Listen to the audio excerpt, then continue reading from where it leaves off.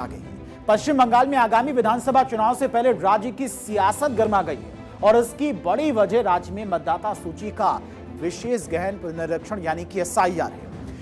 TMC ने SIR के दौरान वोटर लिस्ट से लोगों के नाम कटने पर नाराजगी जाहिर की और इसी मुद्दे को लेकर टीएमसी के एक प्रतिनिधि मंडल ने बुधवार यानी कि 8 अप्रैल को चुनाव आयोग से मुलाकात की और इस प्रतिनिधि मंडल में टीएमसी सांसद डेरेक ओब्रायन, सांसद सागरिका घोष के अलावा साकेत गोखले और मेनका गुरुस्वामी शामिल थे। मुलाकात के बाद में टीएमसी नेताओं ने चुनाव आयोग पर आरोप लगाए। सुनिए। I want to tell you what the election commissioner chief election commissioner told us within 7 minutes of the meeting. Get lost.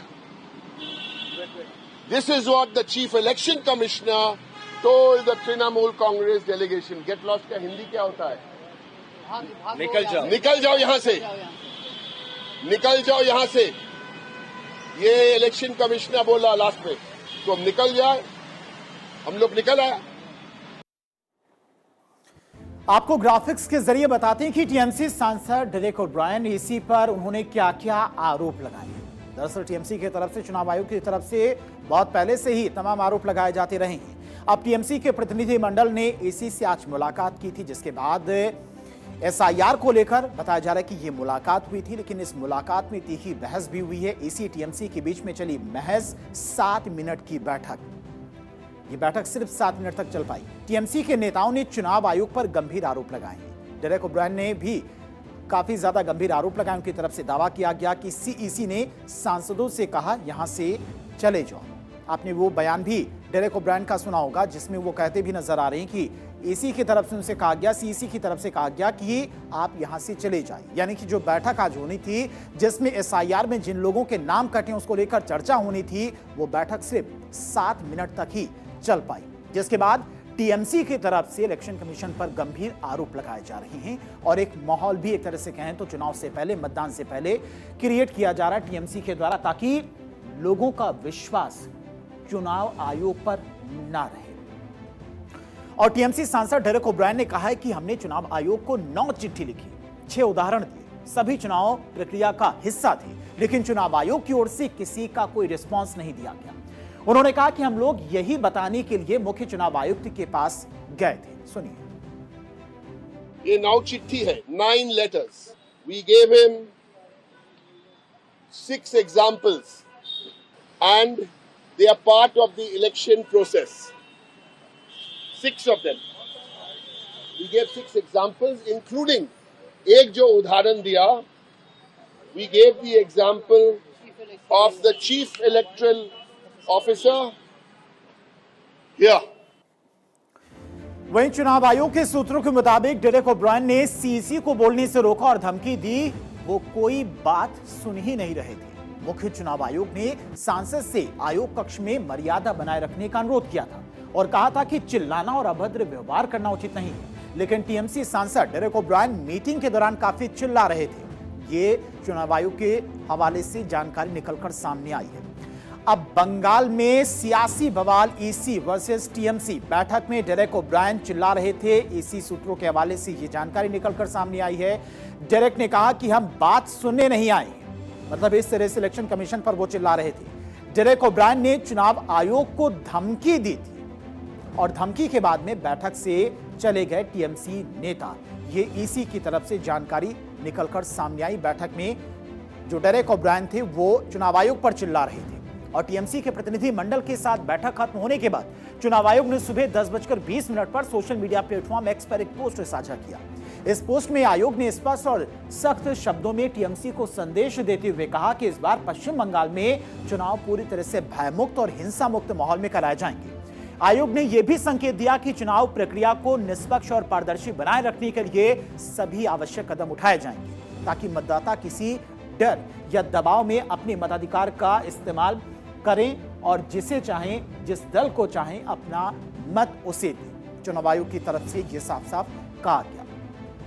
अब इस पोस्ट में क्या था वो भी आपको बताते हैं। चुनाव आयोग की टीएमसी को 2 टोक। पश्चिम बंगाल में इस बार चुनाव भय रहित होंगे, यानी कि बिना डर के लोग मतदान करेंगे, मताधिकार का इस्तेमाल करेंगे। हिंसा रहित, धमकी रहित, किसी के दबाव में कोई वोट नहीं डालेगा, प्रलोभन रहित, छापा रहित, यानी कि छापा मारने का डर दिखाकर लोगों को भड़काया जाए, बूथ एवं सोर्स से जैमिंग रहित होकर ही रहेंगे। ये चुनाव आयोग की तरफ से साफ और स्पष्ट शब्दों में कह दिया गया है कि कहीं भी ना बूथ कैप्चरिंग होगी, ना किसी को डरा धमकाकर उनका वोट हासिल किया जाएगा। बता दें कि टीएमसी के ज्ञापन में कहा गया है कि पश्चिम बंगाल में चुनाव प्रक्रिया के दौरान कुछ अधिकारी निष्पक्ष नहीं है। इससे चुनाव की पारदर्शिता और भरोसे पर असर पड़ रहा है। पार्टी ने कुछ अधिकारियों पर राजनीतिक पक्षपात का आरोप लगाया गया कि वो किसी विशेष पार्टी के पक्ष में काम कर रहे हैं। वहीं चुनाव आयोग के समय अधिकारियों की नियुक्ति ट्रांसफर को लेकर सवाल उठाए गए हैं। पार्टी ने कहा कि ऐसे कदमों से चुनाव का माहौल प्रभावित हो सकता है, मतदाताओं का भरोसा कम हो सकता है। टीएमसी ने चुनाव आयोग से मांग की है कि संदिग्ध अधिकारियों के खिलाफ कार्रवाई हो, निष्पक्ष और पारदर्शी चुनाव सुनिश्चित हो। यह टीएमसी की तरफ से लगातार मांग की जा रही है। अब चुनाव आयोग ने कल बंगाल में एसआईआर के बाद वोटर लिस्ट जारी की है। इसके मुताबिक बंगाल में करीब 91 लाख वोटर्स के नाम कट चुके हैं, जो कुल वोटर लिस्ट का करीब 11.85% है।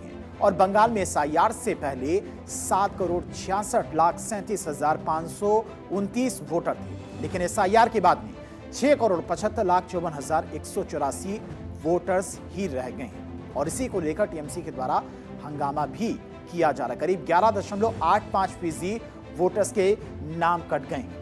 और पश्चिम बंगाल में मतदाता सूची को लेकर बड़े स्तर पर जांच और एक्शन हुआ है। चुनाव में पहले संदिग्ध मतदाताओं की पहचान कर उनकी गहन पड़ताल की गई, जिसमें बड़ी संख्या में नामों को सत्यापित किया गया।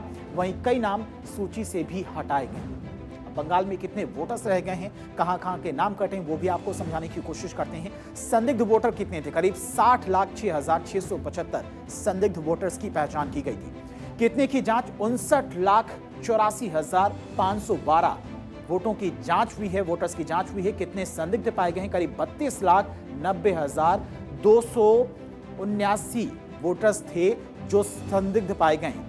और कितने संदिग्ध नाम काटे गए हैं? करीब 27,16,393 वोटर्स के नाम मतदाता सूची से हटाए गए हैं, काटे गए हैं। संदिग्ध वोटर्स का क्या होगा? शिकायत की जांच के लिए 19 ट्रिब्यूनल बनाए गए हैं।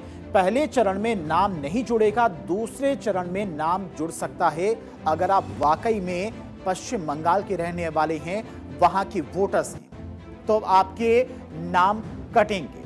और अगर आप संदिग्ध पाए जाते हैं, पश्चिम बंगाल के रहने वाले नहीं हैं, तो आपका नाम मतदाता सूची से हट सकता है। अब आपको बताते हैं कि आखिर किस जिले में कितने वोटर्स के नाम कटे हैं, कौन कौन से वो इलाके हैं जिसको लेकर टीएमसी के द्वारा हंगामा किया जा रहा है। कौन कौन से वो जिले जहां पर सबसे ज्यादा नाम कटे हैं, वो भी आपको बताते हैं। मुर्शिदाबाद, जो कि मुस्लिम बाहुल्य सीट वाला इलाका है, यहां पर 4,55,137 नाम कटे हैं। उत्तर 24 परगना की बात करें तो यहां पर 3,25,666 वोटर्स के नाम कटे हैं। मुस्लिम डोमिनेंस वाली ये भी सीट है और यहां पर करीब 3,25,000। मालदा की अगर बात करते हैं तो मालदा में भी 2,29,375 वोट कटे हैं। दक्षिण 24 परगना में 2,22,929 लोगों के नाम कटे हैं। पूर्वी वर्धमान की बात करें तो यहां पर 2,09,805 वोटर्स के नाम कटे हैं। इसके अलावा नादिया की बात करें तो यहां पर 2,08,626 वोटर्स के नाम काटे गए हैं, यानी कि ये लोग संदिग्ध थे या फिर इन लोगों की मतदाता सूची में जो नाम थे और जो सत्यापन कराया गया, जो डॉक्यूमेंट्स पेश किए गए, वो डॉक्यूमेंट्स सही नहीं थे। और इन्हीं सीटों को लेकर आधार बनाकर ममता बनर्जी और उनकी पार्टी आरोप लगा रही है कि विशेष समुदाय को एसआईआर के नाम पर टारगेट किया गया है। पश्चिम बंगाल चुनाव की बात करें तो राज्य में 23 और 29 अप्रैल को चुनाव होने हैं, वही नतीजे 4 मई को आएंगे। राज्य की सत्ता पर काबिज होने के लिए बीजेपी पुरजोर कोशिश कर रही है। प्रधानमंत्री नरेंद्र मोदी से लेकर गृह मंत्री अमित शाह तक पार्टी के तमाम बड़े नेता चुनाव प्रचार में जुटे हुए हैं। वहीं टीएमसी एक बार फिर से राज्य में सरकार बनाने की जुगत में है और इसी वजह से टीएमसी के द्वारा ये तमाम सारे मुद्दे उठाए जा रहे, क्योंकि जिन इलाकों में सबसे ज्यादा लोगों के नाम कटे हैं वहां पर हमेशा से टीएमसी का कब्जा रहा है और इसी वजह से टीएमसी कई सारे मुद्दों को चुनाव से पहले जनता के बीच में लेकर जा रही, चाहे एसआईआर हो या फिर चुनाव आयोग की निष्पक्षता का सवाल हो। बढ़ते आगे बात अगली स्टोरी की। बांग्लादेश में सत्ता परिवर्तन के बाद में बांग्लादेश के विदेश मंत्री खलीलुर रहमान मंगलवार को 3 दिन के आधिकारिक दौरे पर दिल्ली पहुंचे। खलीलुर रहमान राष्ट्रीय सुरक्षा